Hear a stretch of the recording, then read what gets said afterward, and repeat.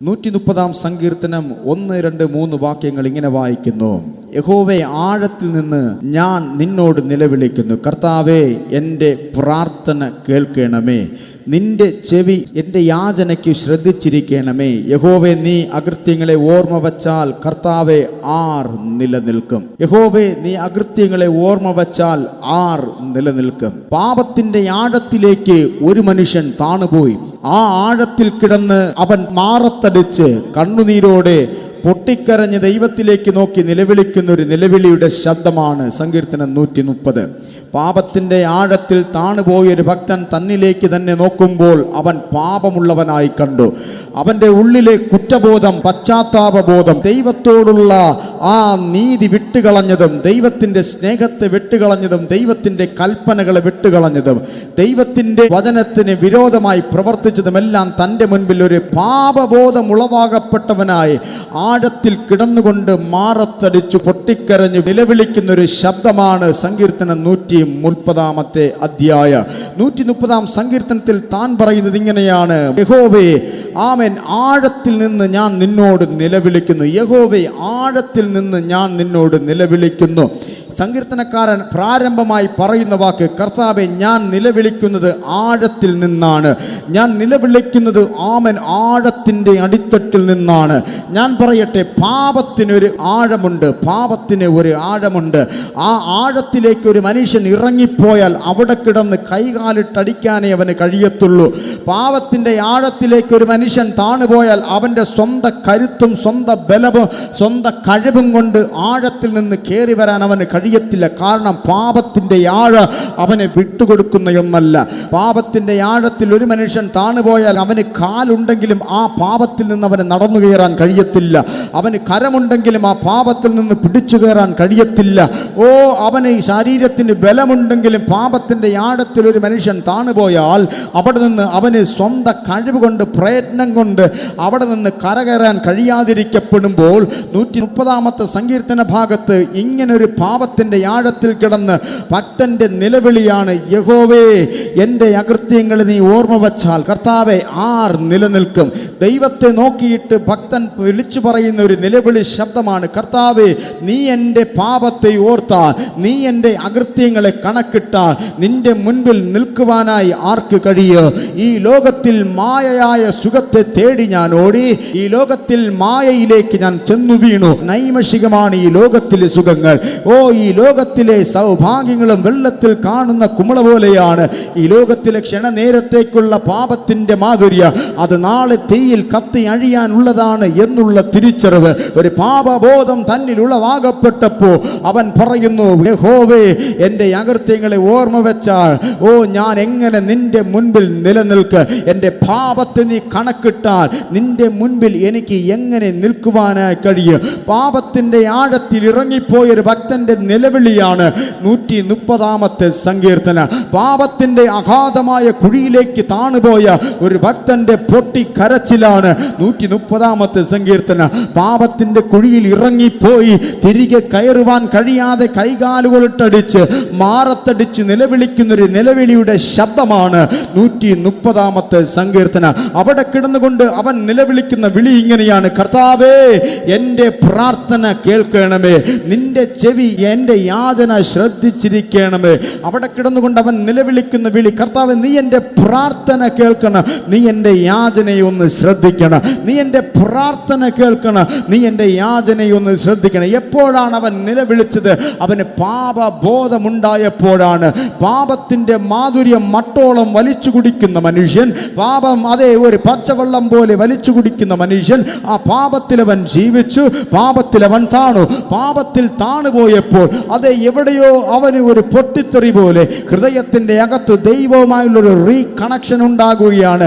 ദൈവവുമായുള്ളൊരു അഭേദ്യമായ ബന്ധം അവനിൽ നിന്ന് പൊട്ടി പുറത്തേക്ക് വരപ്പെടുമ്പോൾ കുറ്റബോധം അഥവാ പാപബോധം, അവന് സുബോധം വന്നു എന്ന് പറയും. എന്ന് പറഞ്ഞാൽ അപ്പനെ വിട്ടോടിയ മകൻ വയലിൽ കിടന്നു താണപ്പോൾ, ആ വാളവര കഴിച്ചപ്പോൾ, അവൻ്റെ നന്മകളെല്ലാം നഷ്ടപ്പെട്ടപ്പോൾ, പാപത്തിൻ്റെ ആഴത്തിൽ ആഴത്തിൽ ആഴത്തിൽ ഇറങ്ങിപ്പോയി, നന്മകളെല്ലാം നഷ്ടപ്പെട്ട് അതേ ഒടുവിലൊരു നെടുവീർപ്പോടെ പാപത്തിൻ്റെ ആഴത്തിൽ കിടന്നപ്പോൾ വേദപുസ്തകം പറയുന്നു, ആ വയലിൽ വെച്ച് അവന് സുബോധം വന്നു എന്നതുപോലെ സങ്കീർത്തനക്കാരൻ പാപത്തിൻ്റെ അകത്ത് ആ ആഴത്തിൽ കിടന്നുകൊണ്ട് അവന് സുബോധം വന്നപ്പോൾ, അവന് പാപബോധം തന്നിൽ ഉളവായപ്പോൾ അവൻ വിളിച്ചു പറയുന്നൊരു വാക്കാണ്, കർത്താവേ, നീ എൻ്റെ അകൃത്യങ്ങളെ ഓർമ്മ വെച്ചാൽ എനിക്കെങ്ങനെ നിന്റെ മുൻപിൽ നിൽക്കാൻ കഴിയും?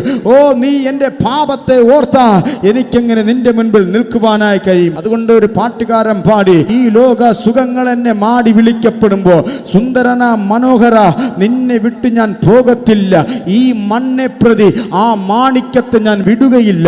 പാട്ടുകാരൻ പറയുന്നത് ഇങ്ങനെയാണ്, ഈ മണ്ണിലെ സൗഭാഗ്യങ്ങളെ തേടി ഓടി ആ മാണിക്യമായ ആ സ്വർഗരാജ്യത്തെ ഞാൻ വിടുകയില്ല. അവൻ പാപത്തിൻ്റെ ആഴം അതൊരു ഭയാനകത ഉളവാക്കുന്നതാണ്. പാപത്തിൻ്റെ ആഴം അതൊരു ഭീതിജനകമാണ്.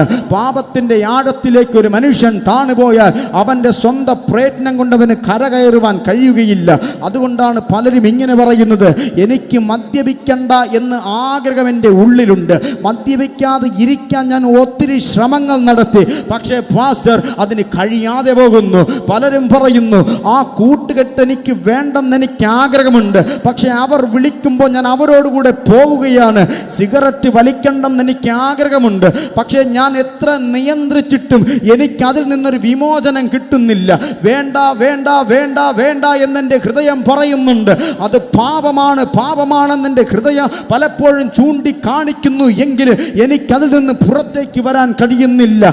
ആമേൻ. ഇന്റർനെറ്റ് യുഗത്തിൽ അതിനകത്തേക്ക് കടന്നുപോയ മനുഷ്യൻ, പല വീഡിയോകൾ, പല ദൃശ്യങ്ങളും അവൻ്റെ കണ്ണിന് കുളിർമയേകി അവൻ്റെ ഹൃദയത്തെ വല്ലാതെ പാപത്തിൻ്റെ അടിത്തട്ടിൽ ആണ്ടുപോയി. പലരും പറയുന്നു, ദൈവദാസനെ, ഇതിൽ നിന്ന് എനിക്ക് കരയിൽ കയറണമെന്ന് ആഗ്രഹമുണ്ട്, ഇതിൽ നിന്ന് എനിക്ക് രക്ഷപ്പെടണമെന്ന് ആഗ്രഹമുണ്ട്, പക്ഷെ കഴിയുന്നില്ല. അതൊരു പാപത്തിൻ്റെ ആഴമാണ്. ഞാൻ വീണ്ടും പറയുന്നു, പാപത്തിൻ്റെ ആഴത്തിൽ ഒരു മനുഷ്യൻ താണുപോയാൽ അവൻ്റെ സ്വന്തം കഴിവ് കൊണ്ട് അവന് പുറത്തു വരാൻ കഴിയുകയില്ല. സ്വന്തം പ്രയത്നം കൊണ്ട് ആ പാപത്തിൻ്റെ ആഴത്തിൽ നിന്ന് കയറി വരാൻ കഴിയുകയില്ല. എന്നാൽ വേദപുസ്തകം പറയുന്നു, പാപത്തിൽ ആണ്ടുപോയ ഒരു മനുഷ്യൻ്റെ പാപത്തിൻ്റെ ഭാണ്ഡം ചുമന്നുകൊണ്ട് ഒരുവൻ കാൽവരിയിലേക്ക് കയറി. അവൻ ആരാണ്? അവൻ്റെ പേര് നസ്രയനായ യേശുവെന്നത്രേ. ആദിമ മനുഷ്യൻ ചെയ്ത ആദിമ മാതാപിതാക്കളിൽ കൂടെ കടന്നു വന്ന ആ പാപത്തിൻ്റെ കണികകൾ മനുഷ്യൻ്റെ രക്തത്തെ പാപമാക്കി മാറ്റി, മനുഷ്യൻ്റെ ജീവിതത്തെ പാപമാക്കി മാറ്റി. കർമ്മങ്ങൾ കൊണ്ട്, അനുഷ്ഠാനങ്ങൾ കൊണ്ട്, നേർച്ച കാഴ്ചകൾ കൊണ്ട് മനുഷ്യൻ പാപത്തിന് വിമോചനം നേടുവാൻ ഒത്തിരി ശ്രമിച്ചു, പക്ഷേ കഴിയാതെ പോയി. പാപത്തിൻ്റെ ആഴത്തിൽ നിന്ന് എന്നെ വീണ്ടെടുക്കാൻ ആരെങ്കിലും ഉണ്ടോ എന്ന മനുഷ്യൻ്റെ ചോദ്യം മുൻപിൽ നിൽക്കവേ, ഈ മാനവകുലത്തിന് രക്ഷകനായി ഈ ഒരു ക്രിസ്തു ദൈവത്തോടുള്ള സമത്വം മുറുകെ പിടിക്കാതെ ഈ താണാ ഭൂമിയിലേക്ക് ഇറങ്ങി വന്നു. ഈ പാപത്തിൻ്റെ ആഴത്തിൽ കിടന്ന മനുഷ്യനെ, പാപത്തിൻ്റെ ആഴത്തിൽ വീണുപോയ മനുഷ്യനെ രക്ഷിപ്പാൻ ഒരു ദേവന്മാർക്ക്, ഒരു ദേവതകൾക്ക്, ഒരു ആചാര അനുഷ്ഠാനങ്ങൾക്ക്, ഒരു കർമ്മങ്ങൾക്കും കർമ്മകാണ്ഡങ്ങൾക്കും കഴിയാതെ ഇരുന്നപ്പോൾ അർപ്പണ തർപ്പണാദികൾ കൊണ്ട് മനുഷ്യൻ കുറും പ്രാവിനെയും ആട്ടുകൊട്ടനെയും അറുത്തു ആ രക്തങ്ങൾക്കൊന്ന് മനുഷ്യനെ വിമോചിക്കാൻ കഴിയാതെ ഇരുന്നപ്പോൾ പാപത്തിൻ്റെ ആഴത്തിലേക്ക് ഇറങ്ങി വന്നിട്ട് ആ പാപത്തിൻ്റെ നുകത്തെ എടുത്ത് സ്വന്തം ചുമലിൽ വെച്ച് ആ പാപത്തിൻ്റെ പാപഭാരം, ആ വലിയ ഭാണ്ഡത്തെ എടുത്തുയർത്തി കാൽവരിയിലേക്ക് നടന്നു കയറി ക്രൂശിൽ യാഗമായി പാപത്തിൽ നിന്ന് വീണ്ടെടുത്ത ഒരുവനാണ് യേശു ക്രിസ്തു. അങ്ങനെങ്കിൽ ഞാൻ പറയും, പാപത്തിൻ്റെ ആഴത്തിൽ ആണ്ടുപോയ, പാപത്തിൻ്റെ ആഴത്തിൽ വീണുപോയ, രക്ഷപ്പെടാൻ ആഗ്രഹമുണ്ടെങ്കിലും രക്ഷപ്പെടാൻ കഴിയാതെ കൈകാലുകൾ തടിച്ച് മാറത്തടിച്ച് പൊട്ടിക്കരഞ്ഞ് ദൈവമേ എന്നെ വിടുവിക്കണമെന്ന് പറയുന്നവൻ ആരോ, അവനെ രക്ഷിപ്പാൻ ഒരു ദൈവമുണ്ട്, അവനെ കരം പിടിച്ചു കയറ്റാൻ ഒരു ദൈവമുണ്ട്. ഡി അഡിക്ഷൻ സെന്റർ കൈവിട്ടത്, ഒത്തിരി കൗൺസിലിംഗിൽ കൂടെ രക്ഷപ്പെടാത്തതുമായ മനുഷ്യനെ ദൈവ സ്നേഹം കൊണ്ട് അവൻ വീണ്ടെടുത്ത് ഒരു മാന്യ വ്യക്തിയാക്കി മാറ്റുന്നു. നാടും നാട്ടുകാരും തള്ളിയവനായിരിക്കും, അമ്മയപ്പന്മാർക്ക് ഇനി അവൻ രക്ഷപ്പെടത്തില്ലെന്ന് പറഞ്ഞ് അമ്മയപ്പന്മാരും നാട്ടുകാരും വീട്ടുകാരും ഒരുപോലെ തള്ളിയാൽ ഞാൻ ഒന്ന് പറയാം, പാപത്തിന്റെ ആഴത്തിൽ ആണ്ടുപോയൊരു മനുഷ്യന് സകലരും കുറ്റം വിധിക്കുമ്പോൾ, സകലരും പാപിയെന്നെണ്ണുമ്പോൾ അവിടെ ഇറങ്ങി വന്ന് രക്ഷിക്കാൻ കരുത്തുറ്റ കഴിവും കരുത്തുറ്റതുമായ ഒരു ദൈവമുണ്ടെങ്കിൽ അതാണ് യേശു ക്രിസ്തു. വേദപുസ്തകം വിളിച്ചു പറയുന്നു, ന്യായപ്രമാണം ഇങ്ങനെ എഴുതി, പാപം ചെയ്തവൻ വ്യഭിചാര കുറ്റത്തിന് പിടിക്കപ്പെട്ടാൽ അവനെ കല്ലെറിഞ്ഞ് കൊല്ലണമെന്ന് ന്യായപ്രമാണം എഴുതി വെച്ചു. ന്യായപ്രമാണം ഒരു അക്ഷരത്തിന്റെ ശുശ്രൂഷയാണ്. അക്ഷരം പറഞ്ഞു, അവൻ പാപം ചെയ്തവൻ മരിക്കണം, പാപം ചെയ്തവൻ മരിക്കണം. ഒരു കൂട്ടം പേർ ഒരു സ്ത്രീയെ പിടിച്ചുകൊണ്ടുവന്നിട്ട് എല്ലാവരും കയ്യിൽ കല്ലുകളുമേന്തി അവളെ എറിഞ്ഞു കൊല്ലാൻ, അവളെ വിധിച്ചു കൊല്ലുവാൻ, അവളെ എറിഞ്ഞു കൊല്ലുവാൻ കാത്തിരിക്കപ്പെടുമ്പോൾ അവളുടെ അടുത്തേക്ക് നടന്നു വന്ന് അവളുടെ ജീവിതത്തിൽ അടുത്തൊരു അധ്യായം തുടങ്ങി വെച്ച, അടുത്തൊരു അധ്യായം കുറിച്ചു വെച്ച, മരണത്തിന്റെ മുൻപിൽ അതേ പാപത്തിന്റെ ആഴത്തിൽ വീണുപോയവൾ, മരണം മുഖാമുഖം കണ്ടവൾ, അവളെ രക്ഷിപ്പാൻ ഇറങ്ങി വന്നൊരു ദൈവമുണ്ട്. അർത്ഥം, പാപത്തിന്റെ ആഴത്തിൽ ഒരു മനുഷ്യൻ ആണ്ടുപോയാൽ അവനെ രക്ഷിപ്പാൻ ഈ ലോകത്തിന്റെ മനുഷ്യന് കഴിയത്തില്ല, ഈ ലോകത്തിന്റെ വൈദ്യശാസ്ത്രത്തിന് കഴിയത്തില്ല, ഈ ലോകത്തിന്റെ കൗൺസിലിങ്ങിന് കഴിയത്തില്ല. എത്ര ശ്രമിച്ചാലും പാപം വേണ്ടെന്ന് ചിന്തിച്ചിട്ട് ആ പാപത്തിലേക്ക് വീണ്ടും വീണ്ടും ആണ്ട് പോകുന്നെങ്കിൽ ഞാൻ പറയാം, അവൻ പാപത്തിന്റെ ആഴത്തിൽ കിടക്കുന്നവനാണ്. അവനെ രക്ഷിപ്പാൻ ഈ കുഴഞ്ഞ ചേറ്റിൽ നിന്ന് കരകയറ്റാൻ ദൈവത്തിനല്ലാതെ ആർക്കും കഴിയുകയില്ല. അങ്ങനെങ്കിൽ ഞാൻ പറയാം, സ്വന്തം ഹൃദയത്തിന്റെ അകത്ത് എനിക്ക് ആ പാപം വേണ്ടെന്ന്, എനിക്കത് വേണ്ടെന്നുമുള്ള കുറ്റബോധമുണ്ടെങ്കിൽ, രക്ഷപ്പെടാൻ കഴിയാത്ത ആരെങ്കിലും എന്നെ കേൾക്കുന്നെങ്കിൽ കേൾക്ക്. നിന്നെ രക്ഷിപ്പാൻ ഈ ലോകത്തിലെ നിന്റെ തീരുമാനങ്ങൾക്ക്, നിന്റെ പ്രവർത്തികൾക്കും കഴിയുകയില്ല. ഇന്ന് പകലിലും നിന്റെ ഹൃദയത്തെ ദൈവത്തിന് വിട്ടുകൊടുക്ക്. ദൈവം അതിനകത്ത് നിന്നെ വീണ്ടെടുക്ക്, ദൈവം അതിനകത്ത് നിന്നെ വിമോചിക്ക്. അതുകൊണ്ട് പാപത്തിന്റെ ആഴത്തിൽ നീ ആണ്ടുപോയ നിന്നെ രക്ഷിപ്പാൻ ദൈവത്തിനല്ലാതെ മറ്റാർക്കും കഴിയുകയില്ല. Price the Lord. സങ്കീർത്തനക്കാരനായ ദാവീദ് 40-ാം സങ്കീർത്തനം 2-ാമത്തെ വാക്യത്തിൽ ദാവീദ് വിളിച്ചു പറഞ്ഞൊരു വാക്കുണ്ട്, നാശകരമായ കുഴിയിൽ നിന്നും കുഴഞ്ഞ ചേറ്റിൽ നിന്നും അവൻ എന്നെ കയറ്റി, എൻ്റെ കാലുകളെ പാറമേൽ നിർത്തി, എൻ്റെ ഗമനത്തെ സ്ഥിരമാക്കി, എൻ്റെ ഗമനത്തെ അവൻ സ്ഥിരമാക്കി. 40-ാം സങ്കീർത്തനം 2-ാമത്തെ വാക്യത്തിൽ ദാവീദ് വിളിച്ചു പറയുന്നൊരു വാക്കാണ്, നാശകരമായ കുഴിയിൽ നിന്ന്, കുഴഞ്ഞ ചേറ്റിൽ നിന്ന് ഞാൻ കയറിയെന്നല്ല, അവൻ എന്നെ കയറ്റി എന്ന് പറയുന്നു. ഓ എന്ന് പറഞ്ഞ നാശകരമായ കുഴി, കുഴഞ്ഞ ചേറ്, പാപത്തിന്റെ ആഴ, ഞാൻ വീണ്ടും പറയുന്നു, നാശകരമായ, നിന്നെ നശിപ്പിക്കുന്ന, നിന്നെ കൊല്ലുന്ന, നിന്നെ പാപത്തിന്റെ അഗാധത്തിൽ കൊണ്ടിട്ട് ദണ്ഡിപ്പിക്കുന്ന, പുറത്തു വരുവാൻ കഴിയാതെ കറുത്ത കരങ്ങളാൽ നിന്നെ ചേർത്ത് പിടിക്കുന്ന ആ പാപത്തിന്റെ കരങ്ങളെ വകഞ്ഞു മാറ്റി വേദപുസ്തകം പറയുന്നു, അവൻ എന്നെ കയറ്റി. ഞാൻ കയറുകയല്ല, അവൻ എന്നെ ഇവിടെ നിന്ന് കയറ്റി. ആരെന്നെ പാപത്തിൽ നിന്ന് രക്ഷിക്കും? ആരെന്നെ ഇരുളിൽ നിന്ന് വെളിച്ചത്തിലേക്ക് നടത്ത്? ആരെന്നെ അന്ധതമസിൽ നിന്ന് പ്രകാശത്തിലേക്ക് നടത്ത്? അസതോമാ സത്കമയ തമസോമാ ജ്യോതിർഗമയ. ഇരുട്ടിൽ നിന്ന് വെളിച്ചത്തിലേക്ക് എന്നെ ആർക്ക് നടത്തുവാൻ കഴിയും? അന്ധകാരത്തിൽ നിന്ന് പ്രകാശത്തിലേക്ക് എന്നെ ആർക്ക് നടത്തുവാൻ കഴിയും? ഈ ലോകം ഒന്നടങ്കം ചോദിക്കപ്പെടുമ്പോൾ ഇന്ന് പകൽ അതിൻ്റെ ഉത്തരം ഒന്നേ ഉള്ളൂ, ഞാൻ തന്നെ വഴിയും, ഞാൻ തന്നെ സത്യവും, ഞാൻ തന്നെ ജീവനും എന്ന് പറഞ്ഞ ദൈവം ഏത് ആഴത്തിലേക്കും ഇറങ്ങി വരും. ഏത് പാപത്തിന്റെ കരാള കസ്തത്തെയും വലിച്ചവൻ പൊട്ടിക്ക്. എന്നിട്ട് അവിടെ കിടക്കുന്ന പാപി എന്ന് മുദ്രകുത്തിയ, ഈ ലോകം മുദ്രകുത്തിയ നരകത്തിന് വിധി കാത്തു കിടക്കുന്നവന് അവിടെ നിന്ന് എടുത്തുയർത്തി അവന്റെ മാറോട് ചേർത്തണച്ചിട്ട് സ്വർഗ പറുദീസയിൽ ക്രിസ്തു എന്ന പാറമേൽ ഉറപ്പിക്കുന്ന ഒരു ദൈവമുണ്ടെങ്കിൽ അതാണ് യേശു ക്രിസ്തു. അതുകൊണ്ട് ദാവീദ് പറയുന്നു, നാശകരമായ കുഴിയിൽ നിന്ന്, കുഴഞ്ഞ ചേറ്റിൽ നിന്ന് ഞാൻ കയറുകയല്ല, അവൻ എന്നെ കയറ്റി. എൻ്റെ കാലുകളെ പാറമേൽ നിർത്തി, എൻ്റെ ഗമനത്തെ സ്ഥിരമാക്കി. എൻ്റെ കാലുകൾ പാപത്തിലേക്ക് ചലിക്കുന്നതായിരുന്നു, എൻ്റെ കാലുകൾ അനീതി അന്വേഷിക്കുന്നതായിരുന്നു, എൻ്റെ കാലുകൾ പാപത്തെ തേടി ഓടുന്നതായിരുന്നു. പക്ഷേ ദാവീദ് പറയുന്നു, അവൻ എൻ്റെ കാലിനെ പാറമേൽ നിർത്തി. ഏത് പാറമേൽ? ക്രിസ്തുവെന്ന പാറമേൽ നിർത്തി, ക്രിസ്തുവെന്ന പാറമേൽ നിർത്തി. അവൻ എൻ്റെ ഗമനത്തെ സ്ഥിരമാക്കി. അവൻ എൻ്റെ നാവിൽ ഒരു പുത്തൻ പാട്ട് തന്നു. ഇന്ന് പകൽ ഞാൻ പറയും, നമ്മെ പാപത്തിന്റെ ആഴത്തിൽ നിന്ന് വീണ്ടെടുക്കാൻ ആർക്ക് കഴിയോ? ദൈവത്തിന് മാത്രമേ അത് കഴിയുകയുള്ളൂ. കാരം ഉയർത്തി ദൈവത്തെ സ്തുതിക്കട്ടെ. Hallelujah, praise the lord.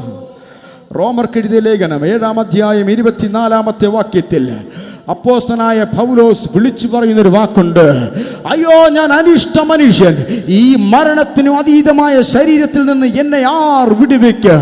റോമർക്ക് എഴുതിയ ലേഖനം 7-ാം അധ്യായം 24-ാമത്തെ വാക്യത്തിൽ പൗലോസ് ഉച്ചത്തിൽ ഉച്ചത്തിൽ ഉച്ചത്തിൽ വിളിച്ചു ചോദിക്കുന്ന ഒരു പദമാണ്, അയ്യോ ഞാൻ അരിഷ്ടനായ ഒരു മനുഷ്യനാണ്, ഈ പാവൻ മരണത്തിന് അതീതമായ ശരീരത്തിൽ നിന്ന് എന്നെ വിടുവിപ്പാൻ ആരെങ്കിലും ഉണ്ടോ?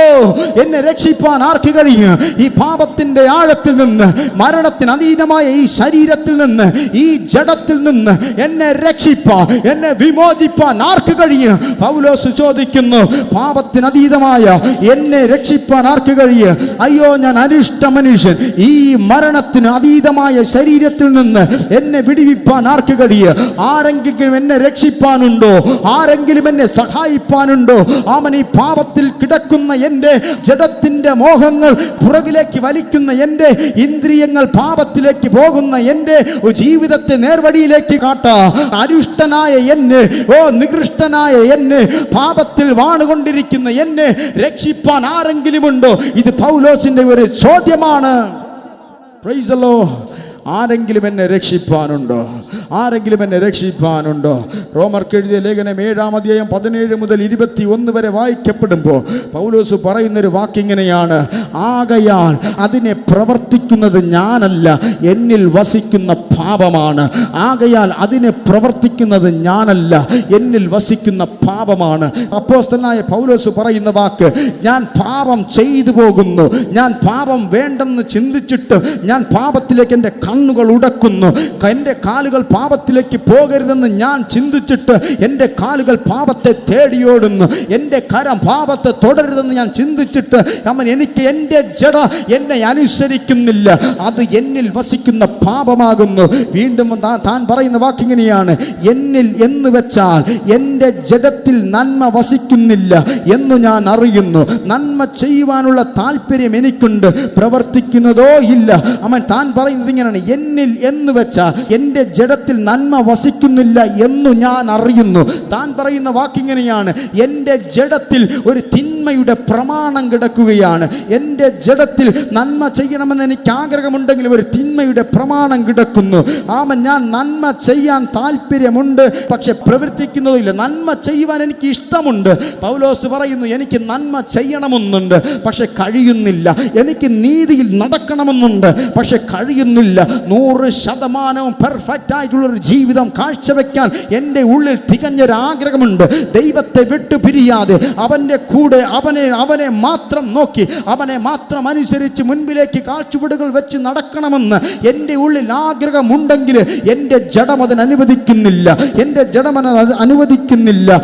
പൗലോസ് പറയുന്നു, എനിക്ക് നന്മ ചെയ്യാൻ താല്പര്യമുണ്ടെങ്കിൽ എന്നെ പാപം പുറകിലേക്ക് വലിക്കുന്നു. ഞാൻ ചെയ്യുവാൻ ഇച്ഛിക്കുന്ന നന്മ ചെയ്യുന്നില്ലല്ലോ, ഇച്ഛിക്കാത്ത തിന്മയത്രേ പ്രവർത്തിക്കുന്നത്. താൻ പറയുന്നു, എനിക്ക് ഇഷ്ടമുള്ളത് നന്മ ചെയ്യാനാണ്, നന്മ ചെയ്യണമെന്ന് എനിക്ക് ആഗ്രഹമുണ്ട്, പാപം വേണ്ട എന്ന് എനിക്ക് ഇഷ്ടമുണ്ട്. പക്ഷെ എന്നിൽ വസിക്കുന്ന പാപം എന്നെ വീണ്ടും വീണ്ടും പാപ പ്രവൃത്തിയിലേക്ക് നടത്തുന്നു. പൗലോസ് പറയുന്നു, ഞാൻ ഇച്ഛിക്കാത്തതിനെ ചെയ്യുന്നു എങ്കിലോ അതിനെ പ്രവർത്തിക്കുന്നത് ഞാനല്ല, എന്നിൽ വസിക്കുന്ന പാപമാണ്. പൗലോസ് പറയുന്നു, ഞാൻ തെറ്റു ചെയ്യുന്നുണ്ട്, ഞാൻ പാപത്തിലേക്ക് ഞാൻ വീണു പോകുന്നു, പക്ഷെ അതെൻ്റെ ഇഷ്ടം കൊണ്ട് ചെയ്യുന്നതല്ല. എന്നിൽ വസിക്കുന്ന പാപം, എന്നിൽ കുടികൊള്ളുന്ന പാപം, പൂർവ്വ പിതാക്കന്മാരിൽ കൂടെ കൈമാറി വന്ന പാപം എന്നെ വീണ്ടും പാപത്തിലേക്ക് വലിച്ചു കൊണ്ടുപോകുകയാണ്. എന്നെ വീണ്ടും പാപത്തിന് അടിമയാക്കുകയാണ്. വീണ്ടും പൗലോസ് പറയുന്നു, അങ്ങനെ നന്മ ചെയ്യാൻ ഇച്ഛിക്കുന്ന ഞാൻ തിന്മ എൻ്റെ പക്കലുണ്ടെന്നൊരു പ്രമാണം കാണുന്നു. പൗലോസ് പറയുന്നു, നന്മ ചെയ്യാൻ എനിക്ക് ഇഷ്ടമുണ്ടെങ്കിൽ കഴിയാതെ വണ്ണം മറ്റൊരു പ്രമാണം എന്നെ ഭരിക്കുകയാണ്. എനിക്ക് നന്മയിൽ ജീവിക്കണമെന്ന്, എനിക്ക് നേർവഴിയെ നടക്കണമെന്ന്, എൻ്റെ കണ്ണുകൾ പാപത്തിലേക്ക് നോക്കരുതെന്ന്, എൻ്റെ കാതുകൾ കേൾക്കാൻ പാടില്ലാത്തത് കേൾക്കരുതെന്ന്, എൻ്റെ കരം പ്രവർത്തിക്കാൻ പാടില്ലാത്തത് പ്രവർത്തിക്കരുതെന്ന്, എൻ്റെ കാലുകൾ തിന്മയിലേക്ക് എടുത്ത് വെക്കരുതെന്നും എൻ്റെ ഉള്ളിൽ തികഞ്ഞൊരു ബോധ്യവും തീരുമാനവും ഉള്ളപ്പോൾ തന്നെ എൻ്റെ ജഡത്തിൽ വസിക്കുന്ന പാപം, എൻ്റെ ജഡത്തിൽ വാണുകൊണ്ടിരിക്കുന്ന പാപം എന്നെ പാപത്തിൽ നിന്ന് പാപത്തിലേക്ക് നടത്തുകയാണ്. പാപം എന്നൊരു മറ്റൊരു പ്രമാണം എൻ്റെ പക്കലുണ്ട്. തിന്മ എന്നൊരു മറ്റൊരു പ്രമാണം എൻ്റെ പക്കൽ ഉണ്ട് എന്ന് പൗലോസ് പറയുന്നു. റോമർക്കെഴുതിയ ലേഖനം 7-ാം അധ്യായം 17-ാമത്തെ വാക്യത്തിൽ ഇങ്ങനെ പൗലോസ് പറയുന്നുണ്ട്. റോമർക്കെഴുതിയ ലേഖനം 7-ാം അധ്യായം 17-ാമത്തെ വാക്യത്തിൽ, ആകയാൽ അതിനെ പ്രവർത്തിക്കുന്നത് ഞാനല്ല, എന്നിൽ വസിക്കുന്ന പാപമത്രേ. പൗലോസ് പറയുന്നു, എന്നിലൊരു പാപത്തിൻ്റെ സ്വാധീനമുണ്ട്, എൻ്റെ ജഡത്തിന്മേൽ പാപത്തിൻ്റെ ഒരു പ്രമാണമുണ്ട്. ഈ പാപത്തിൻ്റെ പ്രമാണം എന്നെ നീതിയിലേക്ക് നടക്കാൻ അനുവദിക്കുന്നില്ല. പാപത്തിൻ്റെ പ്രമാണം എന്നിൽ വസിക്കുക കൊണ്ട് എനിക്ക് നന്മ ചെയ്യാൻ ആഗ്രഹമുണ്ടെങ്കിൽ, നന്മ മാത്രം ചെയ്യണമെന്നുണ്ടെങ്കിൽ പക്ഷെ കഴിയുന്നില്ല. പൗലോസ് ഇങ്ങനെ പറഞ്ഞു, പാപമോ അവസരം ലഭിച്ചിട്ട് കൽപ്പനയാൽ എന്നിൽ സകലവിധ മോഹത്തെയും ജനിപ്പിച്ചു. ന്യായപ്രമാണം കൂടാതെ പാപം നിർജീവമായിരിക്കുന്നു. പാപം അവസരം ലഭിച്ചിട്ട് കൽപ്പനയാൽ എന്നെ ചതിക്കുകയും കൊല്ലുകയും ചെയ്യുന്നു. പൗലോസ് പറയുന്നത് ഇങ്ങനെയാണ്, പാപമോ അവസരം ലഭിച്ചിട്ട് കൽപ്പനയാൽ സകലവിധ മോഹത്തെയും എന്നിൽ ജനിപ്പിക്കുന്നു. ഈ ജഡത്തിന് ഒത്തിരി ആഗ്രഹമുണ്ട്. നമ്മുടെ ആത്മാവ് ഉള്ളിലും നമ്മുടെ പുറമേ ആയിരിക്കുന്ന ജഡത്തിന് ഒത്തിരി മോഹങ്ങളുണ്ട്, ഒത്തിരി ആഗ്രഹങ്ങളുണ്ട്. ചിലരുടെ ജഡത്തിൻ്റെ ആഗ്രഹം ബിവറേജിലേക്ക് പോകണമെന്നാണ്. ചിലരുടെ അത് ജഡത്തിലെ ആ കണ്ണിൻ്റെ ആഗ്രഹം ചില സിനിമാശാലയിലേക്ക് പോയി നീ ചിലത് കാണണമെന്നാണ്. ചിലരുടെ ജഡമായിരിക്കുന്ന കരത്തിൻ്റെ പ്രവൃത്തികൾ പാപത്തിലേക്ക് കരം നീട്ടണമെന്നാണ്. ചില ജഡത്തിൻ്റെ സ്വഭാവം കാലുകൾ പാപത്തിലേക്ക് പോകണമെന്നാണ്. എന്നാൽ അവൻ ഇത് ചെയ്യുന്നത് വേദപുസ്തകം പറയും, നീയല്ല, നിന്റെ ഉള്ളിൽ ഇരിക്കുന്ന പാപമാണ്. പാപം അവസരം ലഭിച്ചിട്ട് കൽപ്പനയാൽ എന്നെ ചതിക്കുകയും കൊല്ലുകയും ചെയ്തു. അവൻ ന്യായപ്രമാണ യുഗം അതൊരു അക്ഷരത്തിൻ്റെ യുഗമാണ്. അക്ഷരം മനുഷ്യനെ കൊല്ലുമ്പോൾ ആത്മാവ് മനുഷ്യനെ ജീവിപ്പിക്കുന്നു. നോക്കുക, ന്യായപ്രമാണ കാലം, പഴയ നിയമത്തിൽ മോശയുടെ കാലം മുതൽ ന്യായപ്രമാണ യുഗം ആരംഭിക്കപ്പെടുകയാണ്. മോശയുടെ കരങ്ങളിൽ കൽപ്പന ദൈവം കൈമാറുന്നു. ആ കൽപ്പന മനുഷ്യനെ പാപബോധമുളവാക്കിയെങ്കിലും ആ കൽപ്പന കൊണ്ട് മനുഷ്യന്റെ പാപത്തിന് പൂർണ്ണമായൊരു പരിഹാരം ലഭിക്കാതെ പോയി. നീ കൊല ചെയ്യരുത്, നീ വ്യഭിചാരം ചെയ്യരുത്, നീ മോഷ്ടിക്കരുത്, നീ കള്ളസാക്ഷി പറയരുത്, ഒത്തിരി കൽപ്പനകൾ ദൈവം കൈമാറി. എന്നാൽ ഈ ന്യായപ്രമാണത്തിലെ അക്ഷരങ്ങൾ കൊന്ന് മനുഷ്യനെ പാപത്തിൽ നിന്ന് പൂർണ്ണമായി വീണ്ടെടുക്കാൻ, അവന്റെ പാപത്തിന് പൂർണ്ണമായൊരു പരിഹാരം നൽകുവാനും കഴിയാതെ പോയി. അക്ഷരം പറയുന്നു, നീ ആ പാപം ചെയ്ത നിനക്ക് ഇന്ന ശിക്ഷയുണ്ട്. അക്ഷരം പറയുന്നു, നീ ഇന്ന പാപം ചെയ്തു പോയ നിനക്ക് ഈ ശിക്ഷയുണ്ട്. അങ്ങനെ ന്യായപ്രമാണം പാപത്തിന്റെ ബോധം മനുഷ്യന് വരുത്തിക്കൊണ്ടേയിരുന്നു. അവൻ ചെയ്യുന്നത് പാപമാണെന്നുള്ള ബോധം വരുത്തിയെങ്കിൽ പാപത്തിൽ നിന്ന് രക്ഷിപ്പാൻ ആ ന്യായപ്രമാണത്തിന് അക്ഷരത്തിന് കഴിയാതെ പോയി. അങ്ങനെയാണ് യേശു ക്രിസ്തു പാപത്തിൽ നിന്ന് വീണ്ടെടുപ്പാനായി മണ്ണിലേക്ക് കടന്നു വരുന്നത്. AD എന്നും BC എന്നും ചരിത്രത്തെ രണ്ടായിട്ട് വലിച്ചു കീറി ഒരു ചരിത്ര പുരുഷൻ ഇറങ്ങി വന്നു. അവനാണ് കാൽവരിയിൽ വെളിപ്പെട്ട വഴിയമ്പലത്തിൽ പിറന്നു വീണ് കാലിത്തൊഴുത്ത് ശയ്യാഗ്രഹമാക്കി മാറ്റിയ യേശു ക്രിസ്തു.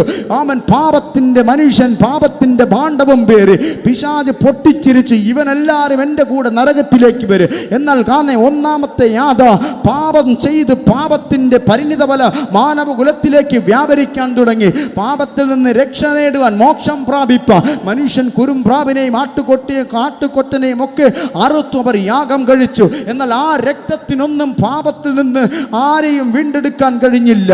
ആ യാഗത്തിനൊന്നും പാപത്തിൽ നിന്ന് വീണ്ടെടുക്കാൻ കഴിയാതെ പോയപ്പോൾ യേശു ക്രിസ്തു അവനൊരു വേഷത്തിൽ മനുഷ്യനായി ഇറങ്ങി വന്നു. ന്യായപ്രമാണത്തിന്റെ വാക്ക്, ന്യായപ്രമാണം പറഞ്ഞത് ഇങ്ങനെയാണ്, പാപി ആയ മനുഷ്യൻ മരിക്കണം. പാപത്തിന്റെ ശിക്ഷ അത് മരണമാണ്. പാപം ചെയ്ത മനുഷ്യൻ മരിക്കണമെന്ന് ന്യായപ്രമാണം പറയപ്പെടുമ്പോൾ, അതേ പാപിയായ മനുഷ്യനെ രക്ഷിപ്പാൻ പാപമില്ലാത്ത ഒരു രക്തം വേണം. പാപമില്ലാത്ത ഒരു രക്തത്തിന് മാത്രമേ പാപിയായ മനുഷ്യനെ പാപത്തിൽ നിന്ന് കരം പിടിച്ച് കയറ്റുവാന്, നിത്യതയോളം എത്തിക്കാനും കഴിയത്തുള്ളൂ. പാപം ചെയ്തു പോയ മനുഷ്യനെ രക്ഷിക്കാൻ ഈ ഉലകത്തിൽ മനുഷ്യൻ പരക്കം പാഞ്ഞു. ഏതെങ്കിലും ദേവതമാരുണ്ടോ? ഏതെങ്കിലും ദേവന്മാരുണ്ടോ? ഏതെങ്കിലും പുണ്യ ജന്മമുണ്ടോ? ഏതെങ്കിലും രാജാക്കന്മാരുണ്ടോ? ഏതെങ്കിലും നേതാക്കന്മാരുണ്ടോ? തത്വചിന്തകന്മാരുണ്ടോ? ഏതെങ്കിലും മതസ്ഥാപകന്മാരുണ്ടോ? ഒത്തിരി ഈ ലോകത്തിൽ അലഞ്ഞു. പാപത്തിൽ നിന്ന് രക്ഷിപ്പാൻ ആർക്കുണ്ട്? പക്ഷെ എല്ലാവരുടെ രക്തവും പാപത്തിൽ പാപക്കറ പുരണ്ട രക്തമാണ്. എല്ലാ രക്തവും പാപത്തിന്റെ കണികകളുള്ള രക്തമാണ്. ആദാമ്യ പാപം മനുഷ്യനെ ഭരിച്ചു. ആദാമ്യ പാപത്തിൽ നിന്ന് പുറത്തു വന്ന മനുഷ്യൻ ജനനം കൊണ്ട് പാപി, അവൻ കർമ്മം കൊണ്ട് പാപി, അവൻ ജീവിതം കൊണ്ട് പാപി. കർമ്മം കൊണ്ട് മാത്രം അവൻ പാപിയായിരുന്നെങ്കിൽ, ഏതെങ്കിലും കർമ്മങ്ങൾ കൊണ്ട് കൊണ്ട് മനുഷ്യനെ പാപത്തിൽ നിന്ന് വീണ്ടെടുക്കാമായിരുന്നു. അതുകൊണ്ട് മാത്രം അവൻ പാപിയാകുന്നില്ല, അവൻ ജനനം കൊണ്ടും പാപിയാകുന്നു. സങ്കീർത്തനക്കാരൻ പറയുന്നു, ആമൻ, പാപത്തിൽ നിന്റെ അമ്മ നിനക്ക് ജന്മം നൽകി എന്ന് പറഞ്ഞാൽ നിന്റെ രക്തം പാപത്തിന്റെ രക്തമാണ്. നിന്നിലും എന്നിലും ഒഴുകുന്ന രക്തം പാപത്തിന്റെ കണികയുള്ള, നരകത്തിന്റെ വാസനയുള്ള, നരകത്തിന്റെ ഭയാനകത നിറഞ്ഞൊരു രക്തമാണ് നിന്നിലും എന്നിലും ഒഴുകിയിരുന്നത്. എന്നാൽ വേദപുസ്തകം പറയുന്നു, ഈ രക്തത്തിൽ ഈ പാപത്തിന്റെ കറയെ ഫിൽട്ടർ ചെയ്തെടുക്കുക. ഈ നമ്മുടെ രക്തത്തിൽ അടങ്ങിയിരിക്കുന്ന പാപത്തിന്റെ കണികളെ ആ ശേഷം തുടച്ചു മാറ്റുവാൻ ആരെങ്കിലും ഉണ്ടോ? ഈ മണ്ണിൽ പരതി ആരെയും കണ്ടില്ല.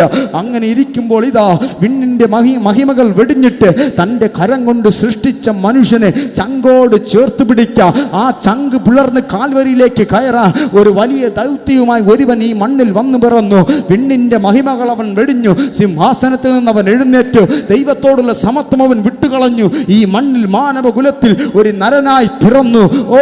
അവൻ തല ചായ്പാൻ പോലും ഒരിടങ്ങഴി മണ്ണില്ലാതെ വഴിയമ്പലത്തിൽ പിറന്നവൻ. ശയ്യാഗ്രഹം, അതെ, പൊൽത്തൊഴുത്ത് അവൻ ശയ്യാഗ്രഹമാക്കി മാറ്റിയവൻ ഈ മണ്ണിൽ വന്നു പിറന്നു. രാജാതി രാജാവും കർത്താതി കർത്താവ്, ദേവന്മാരിൽ ദേവനുമായവൻ. അടുത്തൂടാത്ത വെളിച്ചത്തിൽ വസിക്കുന്നവൻ, അവനൊപ്പം പറയാൻ ആരുമില്ലാത്ത ദൈവ. സിംഹാസനത്തിൽ നിന്നവൻ ഇറങ്ങി മനുഷ്യനെ അവൻ തൻ്റെ ചങ്കോട് ചേർത്ത് പിടിച്ചു. ഈ മണ്ണിൽ ഒരു നരനായി വന്നു പിറന്നു. ഞാൻ പറയും, പാപത്തിൽ നിന്ന് വിമോചിപ്പാൻ ആരെങ്കിലും ഉണ്ടോ? മനുഷ്യൻ പരതി, മനുഷ്യൻ തേടിയോടി, പക്ഷെ ഒരു രക്തവും കണ്ടില്ല. എന്നാൽ വേദപുസ്തകം പറയുന്നു, ജനനം കൊണ്ട് മനുഷ്യൻ പാപിയെങ്കിൽ ഈ പാപത്തിൽ നിന്ന് രക്ഷിപ്പാൻ ആർക്ക് കഴിയും? ജനനം കൊണ്ട് മനുഷ്യൻ പാപി, കർമ്മം കൊണ്ട് മനുഷ്യൻ പാപി, ജീവിതം കൊണ്ട് മനുഷ്യൻ പാപി. ഇങ്ങനെ മനുഷ്യൻ പാപി പാപി പാപി എന്ന് വേദപുസ്തകം വിളിച്ചു പറയുന്നു. എന്നാൽ ഈ പാപത്തിൽ നിന്ന് രക്ഷിപ്പാൻ പാപമില്ലാത്ത ഒരുവൻ വേണം, പാപമില്ലാത്തൊരു രക്തം വേണം. വേദപുസ്തകം പറയുന്നു, യേശുവിന്റെ വംശാവലി മത്തായി സുവിശേഷം 1-ാം അധ്യായം മുതൽ താഴേക്ക് വായിക്കപ്പെടുമ്പോൾ അവൻ ഇന്നയാളെ ജനിപ്പിച്ചു, ഇന്നയാളെ ജനിപ്പിച്ചു എന്ന് ഒത്തിരി വംശാവലികൾ എഴുതി വെച്ച് ശേഷം യേശുവിനെ കുറിച്ച് ഇങ്ങനെ എഴുതിയിരിക്കുന്നു. യേശുവിനെ ജനിപ്പിച്ചു എന്നല്ല, അവൻ ജനിച്ചു എന്നെഴുതിയിരിക്കുന്നു. എല്ലാവരുടെയും പേരെഴുതിയിട്ട് ഇങ്ങനെ എഴുതി, അദ്ദേഹത്തെ ഇയാൾ ജനിപ്പിച്ചു, ഇദ്ദേഹത്തെ അയാൾ ജനിപ്പിച്ചു, ഇങ്ങനെ ജനിപ്പിച്ചു എന്ന് ഓരോരുത്തരെയും പേരെഴുതി വെച്ച ശേഷം യേശുവിന്റെ പേരെഴുതി ഇങ്ങനെ എഴുതിയിരിക്കുന്നു, അവനെ ജനിപ്പിച്ചു എന്നല്ല, അവൻ ജനിച്ചു. അർത്ഥം, ഈ മനുഷ്യന്റെ പാപം നിറഞ്ഞ രക്തത്താലല്ല യേശു ജനിക്കുന്നത്, അവൻ പരിശുദ്ധാത്മാവിനാൽ ജനിക്കപ്പെടുകയാണ്. അവൻ അർത്ഥം, യേശു ജനനം കൊണ്ട് പാപിയല്ല, യേശു ജീവിതം കൊണ്ട് പാപിയല്ല, യേശുവിന്റെ നോട്ടം കൊണ്ട് പാപിയല്ല, അവന്റെ പ്രവൃത്തി കൊണ്ട് പാപിയല്ല. എന്ന് പറഞ്ഞാൽ ജീവിതത്തിൽ പാപമില്ലാത്തൊരു രക്തം ഒഴുകിയത് അത് യേശുവിൽ മാത്രമായിരുന്നു. എന്തുകൊണ്ട്? കർമ്മങ്ങൾ നടത്തി പാപത്തിൽ നിന്ന് ആടിന്റെ രക്തത്തിന് പാപത്തെ വിമോചിക്കാൻ കഴിഞ്ഞില്ല. എന്തുകൊണ്ട്? കുറുമ്പാവിന്റെ രക്തത്തിന് പാപത്തെ വിമോചിക്കാൻ കഴിഞ്ഞില്ല. അർത്ഥം, പാപം ചെയ്തത് മനുഷ്യനാകൊണ്ട്, ന്യായപ്രമാണം പാപി മരിക്കണം എന്നുള്ള വ്യവസ്ഥയാകൊണ്ട്, അതെ, യേശു അവൻ ഒരു മനുഷ്യൻ തന്നെ പാപിക്ക് വേണ്ടി മരിക്കണം, മനുഷ്യന്റെ രക്തം തന്നെ പാപിക്ക് വേണ്ടി ചീന്തപ്പെടണം എന്നുള്ളൊരു പ്രകൃതി നിയമ, ഒരു വ്യവസ്ഥ. ദൈവം കള്ളം പറയുന്നവനല്ല, ന്യായപ്രമാണം കൊടുത്തിട്ട് അതിനെ തിരുത്തിക്കളയുന്നവനല്ല, മറിച്ച് ന്യായപ്രമാണത്തിന്റെ വ്യവസ്ഥകൾ അത് എല്ലാവർക്കും ബാധകമാണ് എന്നതുപോലെ അനീതിയില്ലാത്ത ദൈവം വേഷത്തിൽ മനുഷ്യനായി മണ്ണിൽ വന്ന് പിറന്നതിന്റെ ഒറ്റ കാര്യം ഈ മനുഷ്യ മാനവകുലത്തെ പാപത്തിൽ നിന്ന് വിമോചിക്കണം. അവൻ നിന്നിലൂടെ ഒഴുകുന്ന, എന്നിലൂടെ ഒഴുകുന്ന പാപത്തിന്റെ കണികളെ തുടച്ചു നിൽപ്പാൻ ഈ മണ്ണിൽ അവൻ വന്നു പിറന്നു, മനുഷ്യനായി വന്നു പിറന്നു. കരമുയർത്തി ദൈവത്തെ സ്തുതിക്കുക. ആരുണ്ട് എൻ്റെ പാപത്തെ തുടച്ചു നീക്കാൻ? ആരുണ്ട് എന്നെ പാപത്തിന്റെ ആഴത്തിൽ നിന്ന് എന്നെ രക്ഷിക്കാൻ? ആർക്ക് എന്നെ ഈ ആഴത്തിൽ നിന്ന് വലിച്ചു കയറ്റി സ്വർഗത്തോട് അടുപ്പിക്കാൻ കഴിയും? മാനവകുലത്തിന്റെ ചോദ്യത്തിന് ഇതാ രണ്ടാമത്തെ ആദാം കടന്നു വരികയാണ്. ഒന്നാമത്തെ ആദാം അവൻ പാപത്തിലേക്ക് വീണുപോയപ്പോ രണ്ടാമത്തെ ആദാം അവൻ ഇതാ രക്ഷകനായി വെളിപ്പെടുകയാണ്. ഒന്നാമത്തെ സ്ത്രീയിൽ നിന്ന് പിശാച് വഞ്ചിച്ചു, പാപത്തിന്റെ കണികകൾ അവളിന്റെ ഉള്ളിൽ വിതച്ചു. എന്നാൽ രണ്ടാമത്തെ സ്ത്രീയിൽ നിന്ന്, ഒരു മറിയയിൽ നിന്ന് ഒരു രക്ഷകൻ പുറത്തു വന്നു. കുറച്ചുകൂടെ വ്യക്തമായി ഞാൻ പറഞ്ഞാൽ, ഹവ്വയെ പിശാച് വഞ്ചിക്കപ്പെടുമ്പോൾ പിതാവായ ദൈവം മറ്റൊരു സ്ത്രീയെ തിരഞ്ഞെടുത്തു. അവളുടെ പേരാണ് മറിയ. ഞാൻ വീണ്ടും പറയട്ടെ, ഹവ്വയെ പിശാച് വഞ്ചിക്കപ്പെടുമ്പോൾ, പിശാച് കബളിപ്പിക്കപ്പെടുമ്പോൾ ഇതാ മറ്റൊരു സ്ത്രീയെ സ്വർഗം തിരഞ്ഞെടുത്തു. അവളുടെ പേര് മറിയ എന്നാണ്. മറിയയിൽ കൂടെ ഇതാ ഒരു രക്ഷകൻ പുറത്തു വരുന്നു. ആമൻ ഹൗവയിൽ നിന്ന് പാപം പുറത്തു വന്നെങ്കിൽ ഇതാ മറിയയിൽ നിന്ന് രക്ഷകൻ പുറത്തു വരുന്നു. ഈ ലോകത്തിന്റെ പാപഭാരം പേറി ഇന്നും മനുഷ്യൻ ഓടുകയാണ്. എവിടെ പോയാൽ എനിക്ക് മോക്ഷപ്രാപ്തി ലഭിക്കാൻ കഴിയും, ഏത് കടൽ കടന്നു പോയാൽ എനിക്ക് രക്ഷപ്പെടാൻ കഴിയും, എൻ്റെ പാപത്തിന് ഒരു വിമോചനം എവിടെ നിന്ന് കിട്ടും, ഈ പാപത്തിൽ ആണ്ടുപോയ എന്നെ രക്ഷിപ്പാൻ ആരെങ്കിലും ഉണ്ടോ, സ്വർഗത്തോളം എന്നെ വലിച്ചടിപ്പിക്കാൻ ഏതെങ്കിലും സ്നേഹമുണ്ടോ? മനുഷ്യൻ തേടി ഓടപ്പെടുമ്പോൾ വേദപുസ്തകം പറയുന്നു, മാനവകുലത്തിന്റെ രക്ഷകൻ എല്ലാം കാൽവറിയിൽ ചെയ്ത് കഴിഞ്ഞു, എല്ലാം കാൽവറിയിൽ നിറവേറ്റി കഴിഞ്ഞു, എല്ലാം കാൽവറിയിൽ അവൻ നിറവേറ്റി കഴിഞ്ഞു എന്ന് പറഞ്ഞാൽ ഹാബേലിനേക്കാൾ ഗുണകരമായി സംസാരിക്കുന്ന രക്തമാണ് യേശുവിന്റെ രക്തം. ഞാൻ വീണ്ടും പറയുന്നു, ഹാബേലിന്റെ രക്തത്തെക്കാൾ ഗുണകരമായി സംസാരിക്കുന്ന രക്തം എന്ന് പറഞ്ഞാൽ മറ്റ് ഏതൊക്കെയോ രക്തം മാനവകുലത്തെ നോക്കി, എന്നെയും നിന്നെയും നോക്കി പറഞ്ഞു, നീ പാപി, നീ പാപി, നീ പാപി. ഞാൻ വീണ്ടും പറയുന്നു, നമ്മുടെ പൂർവ്വ പിതാക്കന്മാർ ചെയ്ത, നമുക്കുള്ള മുൻ തലമുറകൾ ചെയ്ത പാപ രക്തം വിളിച്ചു പറയുന്നു, നീയും പാപിയാണ്, നീയും പാപിയാണ്, നീയും നരകത്തിന് അധീനമായ മനുഷ്യനാണ്. എന്നാൽ ക്രൂശിൽ വെളിപ്പെട്ട രക്തം വിളിച്ചു പറയുന്നു, നീ ഇനി പാപിയല്ല, നീ ഇനി പുത്രനാണ്, നീ സ്വർഗരാജ്യത്തിന് അവകാശിയാണ്. ഞാൻ പറയും, ഇന്ന് നമ്മെ വീണ്ടെടുത്തത് വെള്ളിയോ പൊന്നോ കൊണ്ടല്ല, ഏതൊക്കെയോ മറ്റു വസ്തുക്കൾ കൊണ്ടല്ല. ദൈവം നമ്മെ കാൽവരിയിൽ വീണ്ടെടുത്തത് വേദപുസ്തകം പറയുന്നു, അവൻ തന്റെ രക്തം കൊടുത്ത് വിലയ്ക്ക് വാങ്ങി, അവൻ രക്തം കൊടുത്ത് വിലയ്ക്ക് വാങ്ങി.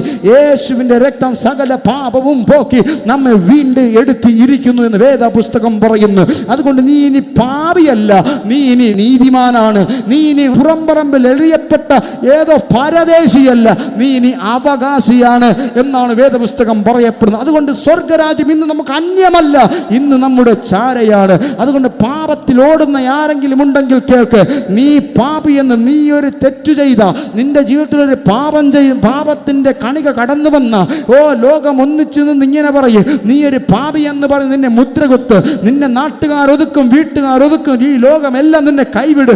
ഈ ലോകത്തിലെ നിയമവും ഭരണ സംഹിതകളും നീ ചെയ്ത കുറ്റത്തിന് നിന്നെ പിടിച്ചകത്തിടും. എന്നാൽ ഞാൻ പറയും, പാപി എന്നറിഞ്ഞാൽ നിന്റെ പാപത്തെ കണക്കിടാതെ നീ കിടക്കുന്ന ആഴത്തിലേക്ക്, ആ പാപത്തിന്റെ ആഴത്തിലേക്ക് ഇറങ്ങി വന്നിട്ട് നിന്നെ മാറോട് ചേർത്ത് പിടിച്ച്, ആ 40-ാമത്തെ സങ്കീർത്തനത്തിൽ ദാവീദിനെ കരകയറ്റിയതുപോലെ നാശകരമായ കുഴിയിൽ നിന്ന്, നിനക്ക് എഴുന്നേൽക്കാൻ കഴിയാത്ത കുഴഞ്ഞ ചേറ്റിൽ നിന്ന് നിന്നെ അവൻ കരം പിടിച്ച് കയറ്റിയിട്ട് ആ സ്വർഗത്തോടൊപ്പം അടുപ്പിക്ക്.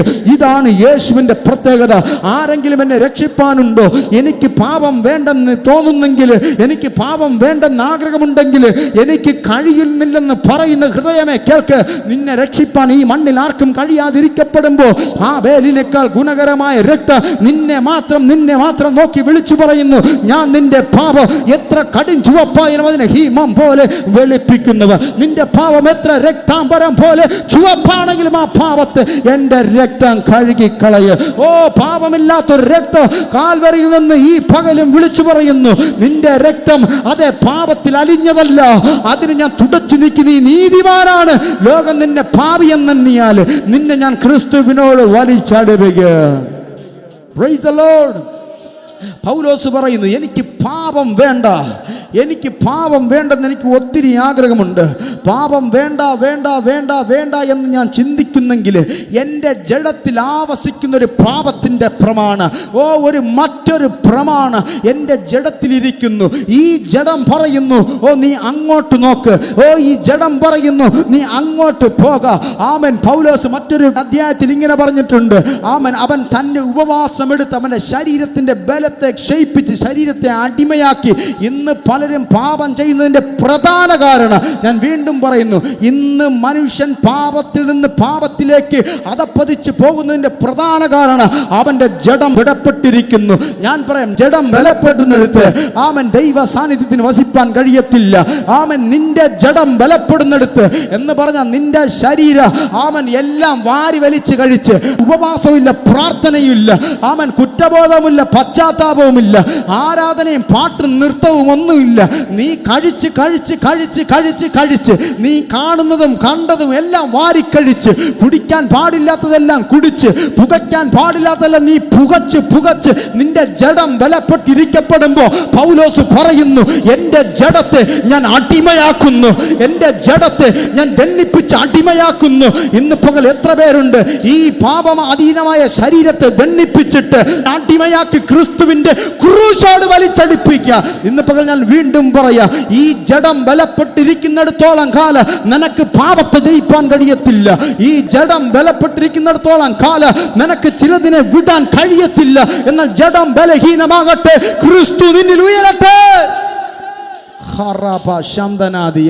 ഈ പകൽ ഞാൻ പറയട്ടെ, പൗലോസ് പറഞ്ഞു, എനിക്ക് പാപം വേണ്ടെന്ന് എനിക്ക് ആഗ്രഹമുണ്ട്. ഈ പാപത്തിൻ്റെ അതീതമായ ശരീരത്തിൽ നിന്ന് എനിക്ക് പുറത്തു വരണമെന്ന് എനിക്ക് ആഗ്രഹമുണ്ട്. പക്ഷെ കഴിയുന്നില്ല. പാപത്തിൻ്റെ പ്രമാണം എന്നെ ഭരിക്കുകയാണ്. പാപത്തിൻ്റെ ഇച്ഛകൾ എന്നെ പാപത്തിലേക്ക് കൊണ്ടുപോകുന്നു. എന്നാൽ റോമർക്ക് എഴുതിയ ലേഖനം 8-ാം അധ്യായം 1-2 വാക്യങ്ങൾ പൗലോസ് ഇങ്ങനെ പറയുന്നു, അതുകൊണ്ട് ഇപ്പോൾ ക്രിസ്തേശുവിലുള്ളവർക്ക് ഒരു ശിക്ഷാവിധിയും ഇല്ല. ജീവന്റെ ആത്മാവിന്റെ പ്രമാണം എനിക്ക് പാപത്തിൻ്റെയും മരണത്തിൻ്റെയും പ്രമാണത്തിൽ യേശു ക്രിസ്തുവിൽ സ്വാതന്ത്ര്യം വരുത്തിയിരിക്കുന്നു. ഇവിടെ പൗലോസ് പറയുന്നു, അതുകൊണ്ട് ഇപ്പോൾ ക്രിസ്തു യേശുവിൽ ഉള്ളവർക്ക് ഒരു ശിക്ഷാവിധിയും ഇല്ല.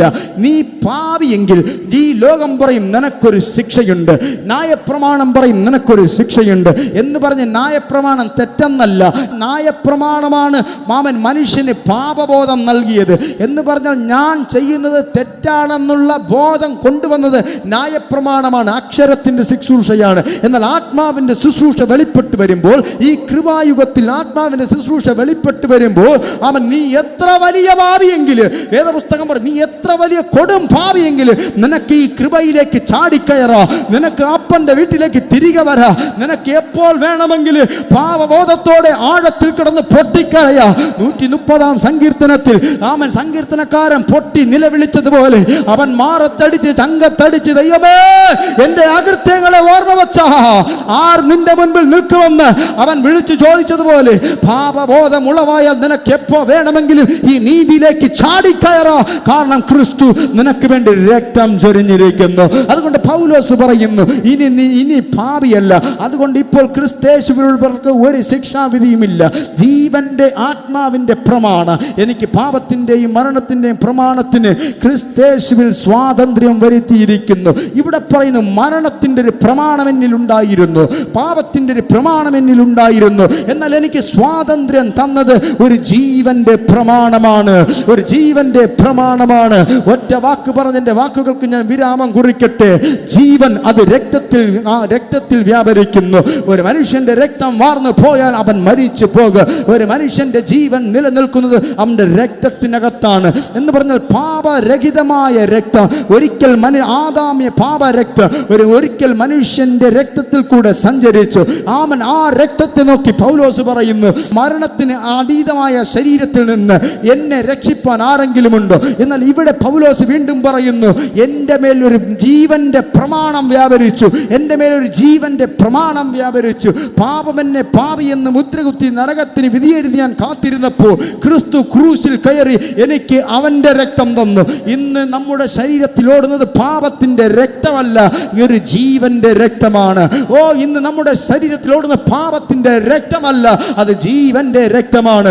ഒരിക്കൽ കൂടെ ഞാൻ വ്യക്തമായി പറഞ്ഞ, തിരുവത്താഴം എടുക്കുന്ന സമയത്ത് നമ്മൾ പറയും, ഇത് കർത്താവിന്റെ തിരുശരീരം, ഇത് കർത്താവിന്റെ രക്തം, കർത്താവിന്റെ തിരുശരീരം, എന്റെ ഓർമ്മയ്ക്കായി ഇത് ചെയ്യുവിനെന്ന് പറഞ്ഞ യേശുവിന്റെ രക്തവും യേശുവിന്റെ മാംസവും ഞാൻ ഭക്ഷിക്കുന്നു. നമ്മളത് കഴിക്കുന്നു. നിങ്ങൾ തിരിച്ചറിയുക, നിന്റെ പാപത്തിന്റെ കറ ഇന്ന് പകൽ നിന്റെ ശരീരത്തിൽ ആ ശേഷമില്ല. എങ്കിലും നീ വീണ്ടും വീണ്ടും പാപം ചെയ്യുന്നെങ്കിൽ കൃപയുടെ വാതിൽ എന്നും തുറന്നു വെച്ചിരിക്കും എന്ന് നീ ഓർക്കണ്ട. കൃപയുടെ വാതിൽ അടക്കുന്നതിന് മുൻപേ 5 കന്യകമാരെ പോലെ കാത്തിരുന്ന് ആ കൃപയിലേക്ക് ചാടിക്കയറുക.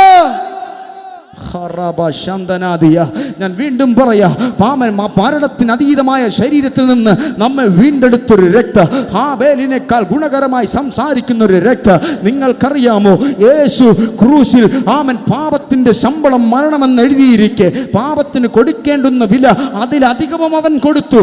അധികമായ വിലയാണ് അവന്റെ പ്രാണൻ എന്നുള്ള വില, അധികമായ വിലയാണ് അവന്റെ പ്രാണൻ എന്നുള്ള വില.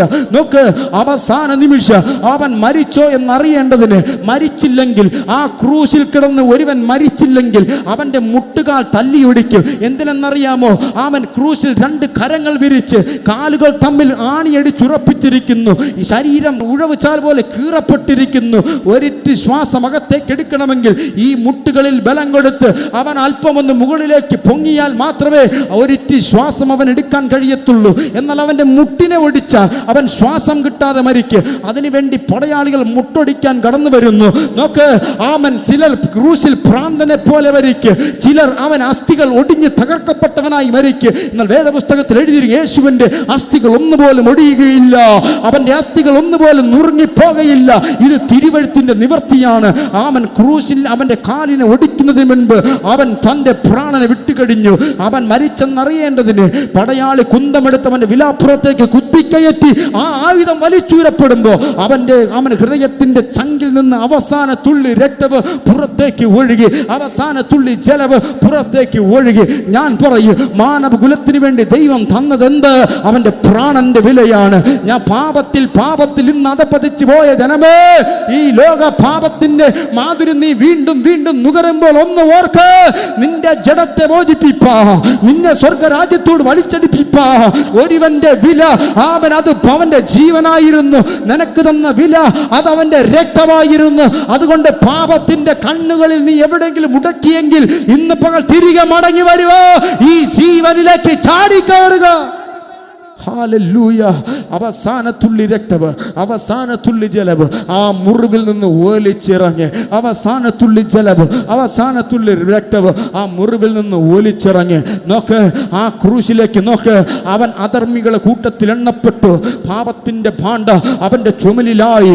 ഈ മാനവകുലത്തിന് എടുക്കാൻ പറ്റാത്ത ഒരു വലിയ പാപത്തിന്റെ ഭാര യോഹന്നാൻ സ്നാപകൻ അവൻ വിളിച്ചു പറയുന്നു, ഇതാ ലോകത്തിന്റെ പാപത്തെ ചുമക്കുന്ന ദൈവത്തിന്റെ കുഞ്ഞാട് യേശു.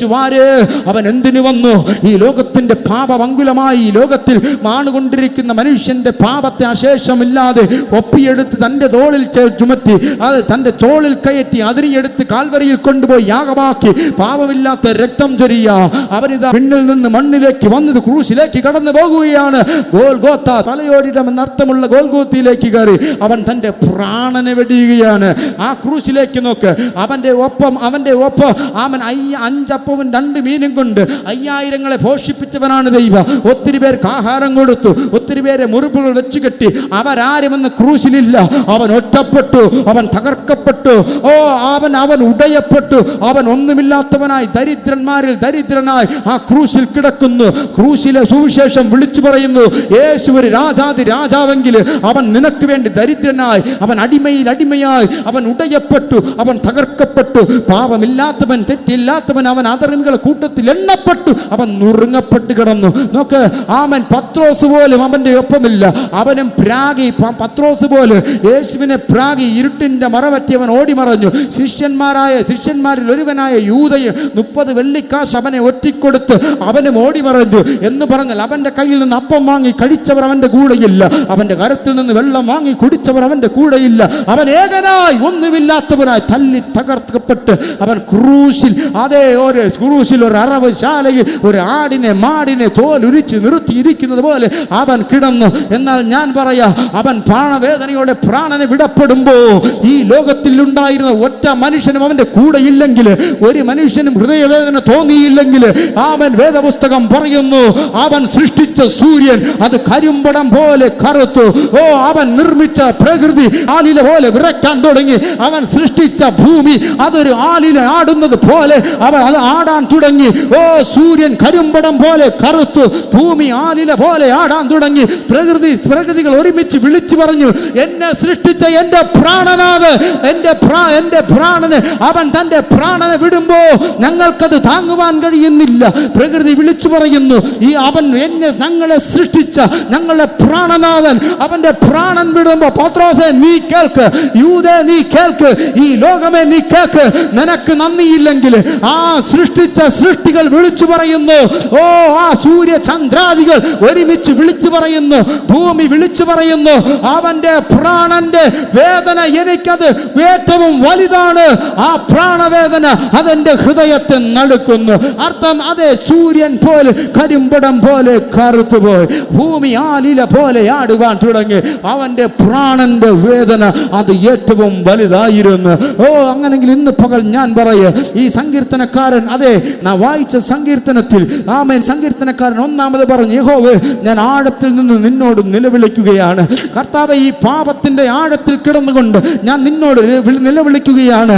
നീ എൻ്റെ അകൃത്യങ്ങൾ ഓർമ്മ വെച്ച ആർക്ക് നിന്റെ മുൻപിൽ നിൽക്കാൻ കഴിയും? നീ എൻ്റെ പാപത്തെ ഓർത്ത എനിക്ക് എങ്ങനെ നിന്റെ മുൻപിൽ നിൽക്കാൻ കഴിയും? പാപത്തിന്റെ ആഴത്തിൽ ഇറങ്ങിപ്പോയവരുണ്ടെങ്കിൽ കേൾക്ക്, പാപത്തിന്റെ ആഴത്തിൽ നീ വീണുപോയ, നിനക്ക് കരം പിടിച്ച് കയറാൻ കഴിയുന്നില്ലെങ്കിൽ നിന്നെ രക്ഷിപ്പാൻ ഒരുവനുണ്ട്.